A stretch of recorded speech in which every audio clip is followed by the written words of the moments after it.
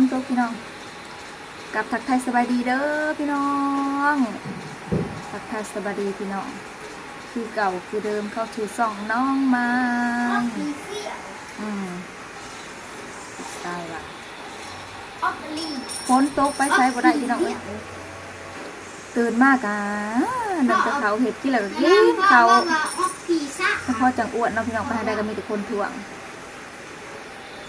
ตื่นมาคำมาหนึ่งเขาเห็ดกินเนาะพี่น้องพ่อว่าบอกเอาผีซะใช่ไป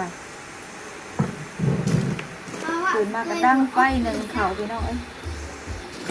ทำไมใส่ถ่านทำไมไม่ได้ใส่แก๊สออกพี่น้องถ้าใส่แก๊สนั่นบอลเติมมันก็อยู่ไกลสวรรค์พี่น้องอยู่ปักซองก็ซิมี่แต่ว่าแพงกว่าฮอตซื้อถ่านพี่น้องเราก็เลยซื้อถ่านดังเตาไฟเอาดังเตาอันนี้ธรรมชาติเอาอันนี้กันดำเลยนี่พี่น้องใส่กันดำคือบ่หายหมอเฮาดำแห้งค่ะดูพี่น้องเราก็สิบ่ล่างอันนั้นปันใดโอ้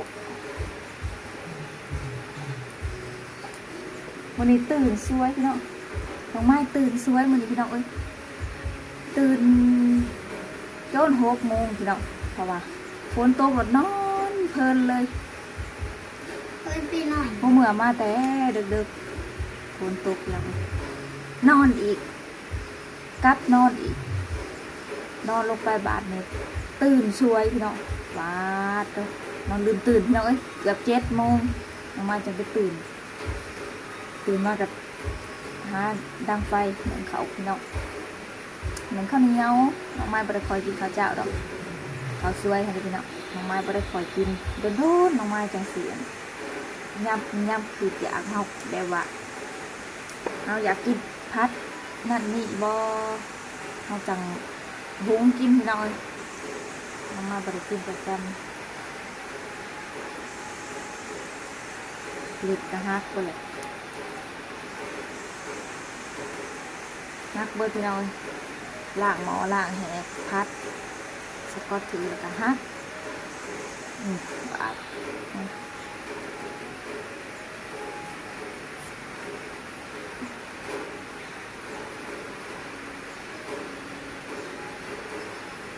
คนในกระทบได้ทบดีโอ้เกิดไปใส่ไปคนทางพี่น้องหมู่บ้านเลยคนใหญ่เราไปกวดเพราะว่าเราเป็นเมื่อยพี่น้องเป็นเมื่อยเราไปกวดไปพอได้คนทางนะพี่น้องเพราะว่าบ้านน้องไม้ออกไปหาทางใหญ่มันสิเป็นทางแดงนะพี่น้องแต่ทางดำออกไปกับไกลเติบประมาณจากลักว่าประมาณ3-4 ลักนี่แหละออกไปหาทางดำนะพี่น้องมันสิเป็นทางแดงออกไปเพื่อนนั้นแบบโหลดคนเที่ยวร้ายอย่างนี้พี่น้องโหลดนะจุนไปบ่ได้อีกวันไหนมันฝนตกตลอดดิพุ่นแลนที่แลนเนาะพี่น้องเพื่อสิออกหอทางดำป้าเป็นไงเราเป็นเมื่อยค่าน้ำตาล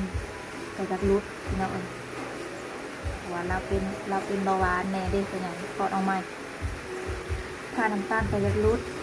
แต่การเราหิวนอนเพื่อนดีอย่างดีวางได้เลยเราไปเราก็ได้พักผ่อนนะพักผ่อนบ่เพียงพอพี่น้องอายุกระไรแล้วนะแต่หิวนอนตลอดแบบคันบ่ไปกับพัดพี่น้องค่ะด้วยพี่น้องไก่ซิดนะคันสิบ่ไปก็ได้งานเฮือนด่างเฮือนดีเพื่อแล้วแจกเขาแจกน้ำกันหิวนอนพี่น้องนอนบ่อิ่มนอนบ่เต็มอิ่ม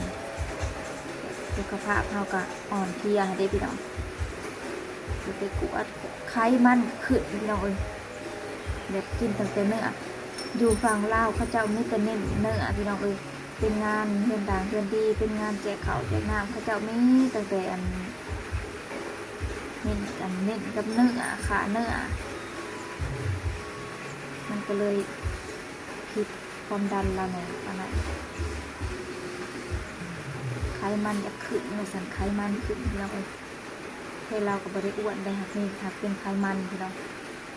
ไขมันขึ้นแล้วก็ถ้าน้ำตาลเด็กลุดน้อยนึงหมอเป็นว่าพี่น้องก็เลยไปกวดอยู่ปากซองพี่น้องทางเปื้อนนั้นอายุก็หลายแล้วกับเฒ่าในขณะพี่น้องในเรา60ไป69แล้วบอก68 69นี่แหละพี่น้องอายุเราก็หลายขึ้นเราก็ไปบ่ได้พักผ่อนนี่คือเจ็บเป็นผัดหนังอยู่กับบุเป็นเนาะพี่น้องคนไก่นะเอ้ยเนาะไก่ซีดผัดไปผัดผัดคือกันทำสิปะกับว่าได้นะเลยไปเท่าใหญ่นะไปจนแล้วจนถั่วพี่น้องเอ้ยแต่ว่ามีคนเสียเรียนติดมีแต่พี่น้องนะพี่น้องแจกเขาแล้วก็ต่อแจกเขาแล้วก็ต่อพี่น้องเอ้ยก็เลิกก็ได้ผักผ่อนกลางคืนกับก็ได้ผักผ่อนกลางคืนกับไปเท่าเดินเท่าเดินเพื่อนเดี๋ยวเขาสิมานอนเขาก็นอนบ่รับเลยค่ะเดี๋ยวพี่น้องไปพี่น้องไปแบบเดี๋ยวจะนอนอยู่ได้หาคนใหญ่เมื่อย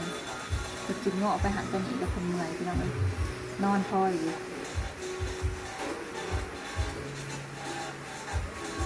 ของไม้ดังไฟมันติดมันแดงคนเลยน้องไม้จากสีขางหมอกนะน้องไม้บริสัยเด้อ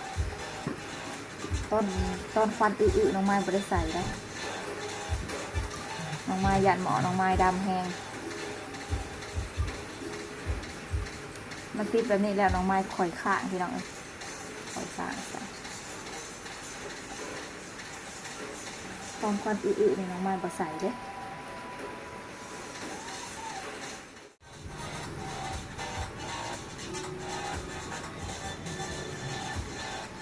มาเขาไล่คนละพี่น้อง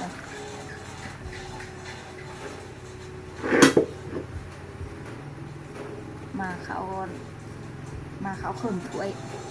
มาขึ้นเลย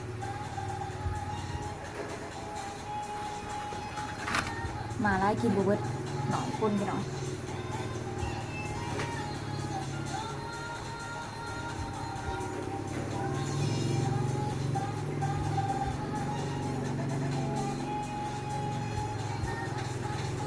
ห้ามจะปวดดังแล้วลูก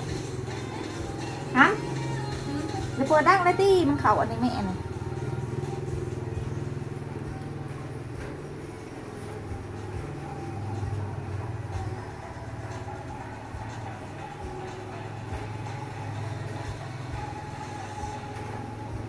มาข้าวมือละเครื่องสวยจะกินบุเบิดพี่น้อง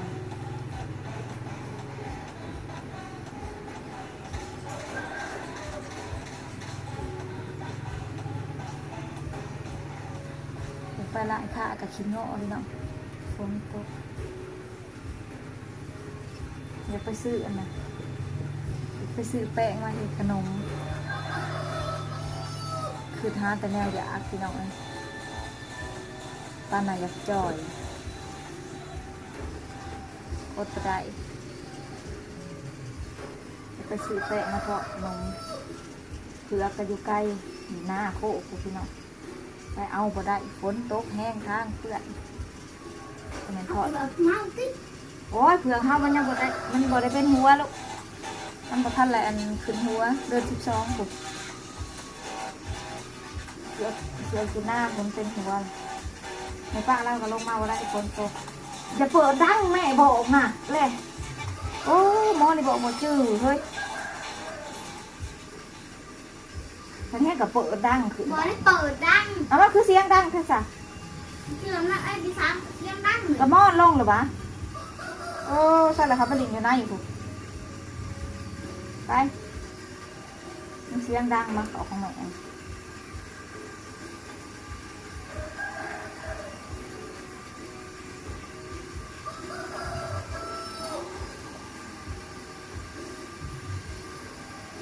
ลิงอยู่ในน้ำพอไป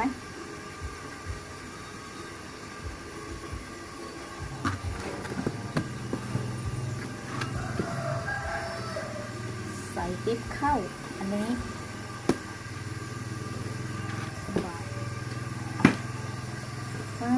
จนสิเป็นน้อย วยกับของมวยหน่อยเนาะพี่น้องมันก็เลยเต็มอัพไว้ปิดไว้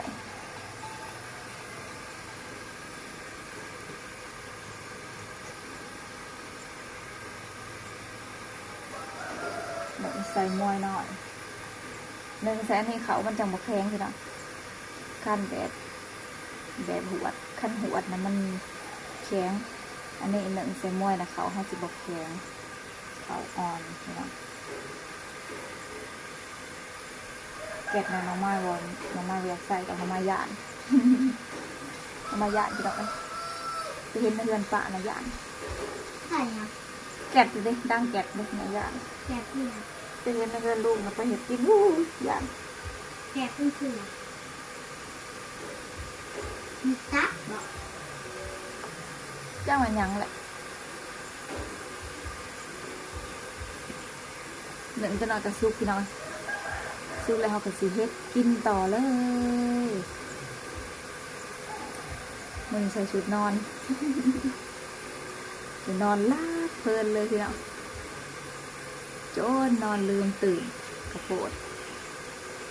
ตื่นสวยจังเลย